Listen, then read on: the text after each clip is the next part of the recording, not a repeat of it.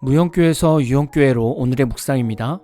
오늘은 사사기 4장 1절에서 11절까지 말씀을 묵상하겠습니다. 성경 말씀을 듣겠습니다. 에훗이 죽으니 이스라엘 자손이 또 여호와의 목전에 악을 행하매 여호와께서 하솔에서 통치하는 가나안 왕 야빈의 손에 그들을 파셨으니 그의 군대 장관은 하롯의 학고임에 거주하는 시스라요. 야빈 왕은 철병거 900대가 있어 20년 동안 이스라엘 자손을 심히 학대했으므로 이스라엘 자손이 여호와께 부르짖었더라. 그때에 라피도스의 아내 여선지자 드보라가 이스라엘의 사사가 되었는데 그는 에브라임 산지 라마와 베델 사이 드보라의 종려나무 아래 거주하였고 이스라엘 자손은 그에게 나아가 재판을 받더라. 드보라가 사람을 보내어 아비노함의 아들 바락을 납달리 게데스에서 불러다가 그에게 이르되 이스라엘의 하나님 여호와께서 이같이 명령하지 아니하셨느냐.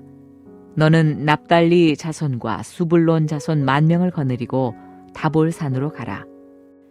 내가 야빈의 군대 장관 시스라와 그의 병거들과 그의 무리를 기손강으로 이끌어 내게 이르게 하고 그를 네 손에 넘겨주리라 하셨느니라. 바락이 그에게 이르되 만일 당신이 나와 함께 가면 내가 가려니와 만일 당신이 나와 함께 가지 아니하면 나도 가지 아니하겠노라 하니 이르되 내가 반드시 너와 함께 가리라. 그러나 네가 이번에 가는 길에서는 영광을 얻지 못하리니 이는 여호와께서 시스라를 여인의 손에 파실 것임이니라 하고 드보라가 일어나 바락과 함께 게데스로 가니라. 바락이 스불론과 납달리를 게데스로 부르니 10,000명이 그를 따라 올라가고 드보라도 그와 함께 올라가니라. 모세의 장인 호밥의 자손 중 겐사람 헤벨이 떠나 게데스에 가까운 사아나님 상수리 나무 곁에 이르러 장막을 쳤더라. 오늘 말씀은 사사기에서 계속되는 반복 인생 중의 한 부분입니다. 여러분이 사사기를 앞에서부터 묵상해 보셨다면 캐치되는 부분이 있을 겁니다. 하나님께서 죄의 징계로 다른 민족에게 억압을 받게 하시는데 점점 그 기간이 길어진다는 겁니다. 반대로 얘기하면 이스라엘 백성들이 죄를 깨닫는 시간이 더 오래 걸린다는 겁니다. 모압을 섬기던 기간은 18년이었다면 가나안 하솔 지역의 야빈 왕을 섬긴 기간은 20년이었습니다. 이스라엘 백성들의 회개하는 기간을 보면 마치 우리 자신을 보게 됩니다. 신앙이 순수할 때에는 작은 죄에도 금방 회개하고 하나님께 돌아서는 삶이 있었습니다. 그런데 신앙생활 연륜이 길어지고 신앙생활이 익숙해지면 이제 작은 죄는 그냥 묻어두고 지나가는 경우가 있습니다. 그런데 이렇게 묻어두고 지나가는 작은 죄에서 가정의 문제와 직장의 문제가 생기게 됩니다. 문제의 심각성이 커지면 그때서야 우리는 작은 죄를 회개할 마음이 생기게 됩니다. 이스라엘도 그렇고 우리도 그렇고 왜 그럴까요? 죄에 대해서도 심각성을 못 느끼지만 하나님의 구원에 대해서도 귀하게 생각하지 않는 익숙함 때문에 그렇습니다. 이스라엘 백성들은 하나님이 늘 함께 계셨습니다. 그래서 이스라엘 백성들의 마음에는 하나님이 무엇이든 언젠가는 다 해주실 거라는 너무나 당연하고 익숙한 신앙을 가졌을 겁니다. 이렇게 하나님께서 늘 우리와 함께 계신다는 막연한 믿음도 좋아 보이지만 여기에 익숙함이라는 잘못된 마음이 들어가면 그것은 너무나 최악의 신앙이 됩니다. 죄에 대해 익숙해지고 하나님에 대해 익숙해지면 결국 이스라엘 백성들은 죄는 죄대로 열심히 짓고 회개는 회개대로 열심히 하게 됩니다. 잘못된 익숙함을 버리지 않으면 이스라엘 백성은 참 하나님을 모르게 됩니다.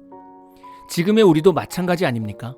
죄에 대해 익숙하고 교회 생활에 대해 익숙하고 교회에서나 목회자가 어떤 말을 할지도 익숙하고 세상에서 어떻게 해야 살아남을지에 대해 익숙해지면 우리는 이도저도 안 되는 신앙인이 됩니다. 이전에 학생 청년들을 사역할 때 생각하면 학생 청년들이 힘들고 어려울 때 저를 찾아와서 신방을 했었습니다. 근데 어느 순간부터 잘 찾아오지 않는 겁니다. 제가 볼 때 충분히 힘들어하는 모습이 보이는데 신앙 상담을 하러 오지 않는 겁니다. 그리고 나중에서야 자신들이 죽을 것 같으니까 저를 찾아와서 상담을 하게 되었습니다. 상담하면서 제가 왜 진작 찾아오지 않았니? 라고 물어보니 어차피 이 문제를 가지고 하면 전도사님은 기도해야 된다, 예배 나와야 된다 라는 정확한 답을 주실 것을 알기 때문에 제가 스스로 그냥 풀어보려고 했다고 말합니다. 그런데 저는 이런 우리의 모습이 잘못된 익숙함이라고 봅니다. 저도 상담해 보지만 똑같은 문제로 성도들이 찾아와도 성령님께서 풀어주시는 방법은 다 다릅니다. 위로하시고 격려하시는 방법들이 다 달랐습니다. 그런데 잘못된 익숙함에 빠진 성도는 그냥 우리가 우리 자신을 판단하고 익숙함에서 진단하게 됩니다. 그래서 힘들게 시간을 보낼 필요가 없는데 자신의 잘못된 익숙함 때문에 괜한 힘든 시간을 보내는 경우가 있습니다. 하나님께서 이스라엘과 우리에게 원하시는 것은 하나님과 우리와의 관계가 항상 한결같고 성실하고 서로 사랑하기를 바라십니다. 마치 꿀벌처럼 자신이 맡은 자리에서 최선을 다하는 이스라엘 백성과 성도가 되기를 원하시는 겁니다. 오늘 등장하는 사사는 드보라입니다. 드보라의 뜻은 꿀벌입니다. 하나님께서는 드보라를 세우셔서 이스라엘 백성들에게 이런 메시지를 주시는 겁니다. 나는 너희가 꿀벌처럼 하나님의 백성의 본분을 지키며 항상 성실하게 그 자리에 서 있기를 바란다. 이것은 지금 우리에게도 주시는 메시지일 겁니다. 우리의 신앙은 환경에 흔들리는 것이 아니라 그저 한결같이 예수님만 붙들고 오늘 하루를 이겨내는 성실함이 있어야 합니다. 혹시 저와 여러분 삶에 잘못된 익숙함이 있습니까? 그럼 익숙함에서 성실함으로 이동하는 오늘 한날 되시기를 진심으로 축복합니다. 오늘 마무리 찬양은 어노인팅의 신실하신 주라는 찬양입니다. 찬양 후에는 잔잔한 연주곡이 있습니다. 말씀을 생각하면서 기도하는 시간을 가져보십시오.